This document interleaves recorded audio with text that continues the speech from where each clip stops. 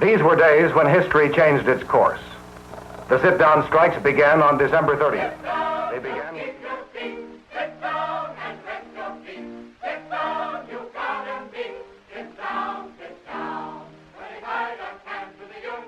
On December 30th, 1936, the workers at the General Motors Fisher Auto Body Plant in Flint, Michigan went on strike.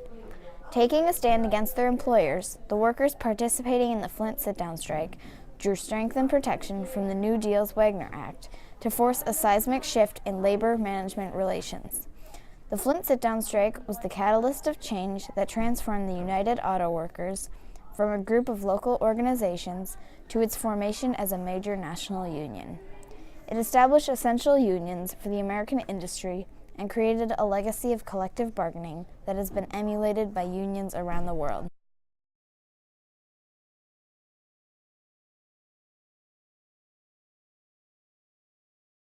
Labor unions started to gain popularity with working people in the late 1800s as a result of the high demand for laborers and poor working conditions brought about by the United States Industrial Revolution.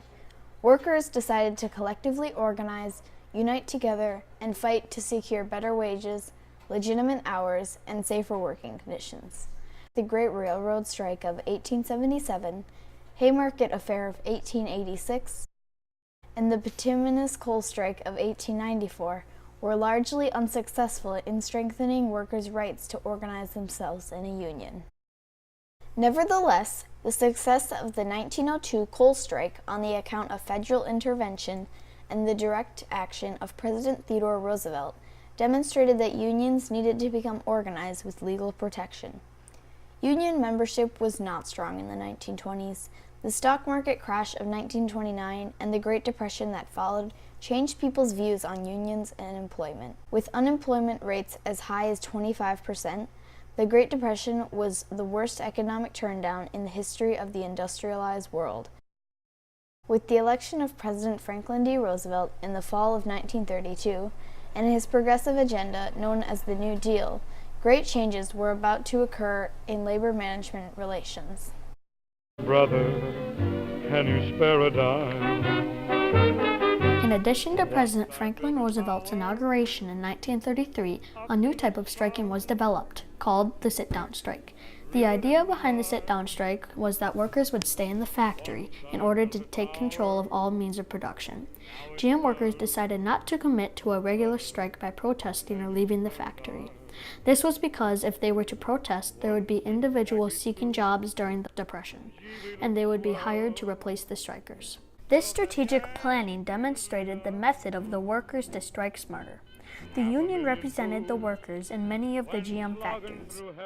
In July of 1935, the National Labor Relations Act, also known as the Wagner Act, was passed by Congress with full support of President Franklin D. Roosevelt. The purpose of this federal law was to give workers the right to create or join a labor organization and bargain collectively with their employer through representatives of their own choice. Many auto workers used this opportunity to join the newly formed United Auto Workers, commonly referred to as the UAW, which was established in Detroit, Michigan, 1935. As a direct result of the passage of the Wagner Act, the UAW was not a large organization when it was first established. So the Flint sit-down strike emerged out of the conditions of the Great Depression, which meant that lots of workers lost their jobs altogether. So there was a lot of fear and anger and frustration on the part of workers. And then On December 30th, 1936, workers at the Fisher Auto Body Plant in Flint, Michigan went on strike to fight against General Motors. The workers took over the plant and refused to leave. People in cars surrounded the plant to create a barrier from allowing the police to enter the building. On January 11, 1937, the Flint police tried to enter but were blocked by workers who were throwing car parts at them out of the windows. The police used tear gas and guns against them, injuring 14 people. Because women couldn't work in the plant, they helped by delivering food during the strike. They also broke windows for relief from the tear gas and even took a stand against the police. The strike was supported by thousands of unionists around the country who stepped in and created sit-down strikes of their own. Many historians consider the strike one of the most significant events in the history of labor movement because the workers' union wasn't very strong, but despite that challenge, they went on strike against one of the biggest corporations in the world. But the significance of that strike was they took on the biggest corporation at the time in the world. I think that the Flint sit-down strike was a big breakthrough in the auto industry. And so the core industries in the United States were all related to auto.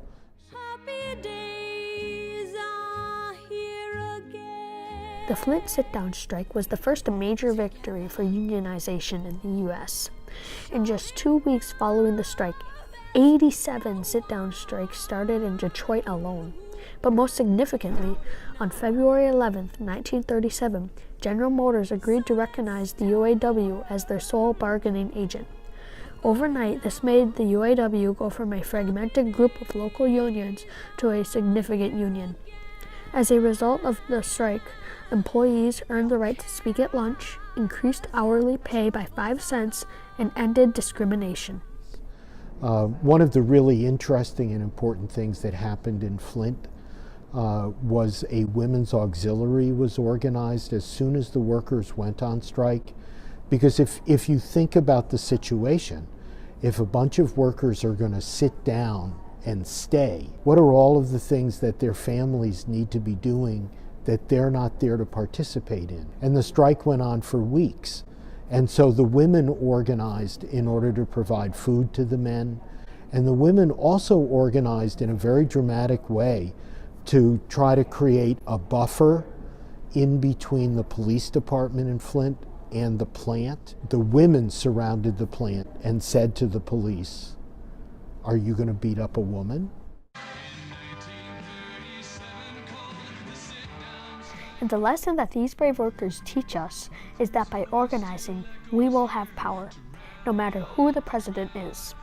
These workers scared the president, scared the Supreme Court into approving the National Labor Relations Act, scared the U.S. Steel into recognizing the Steelworkers Union, and set an example for all of us to follow. Greg Boswell. According to Peter Ratcliffe, the UAW soon reached a company-wide, rather than plant-by-plant collective bargaining agreement with General Motors. They then sought similar company-wide contracts with Chrysler and Ford.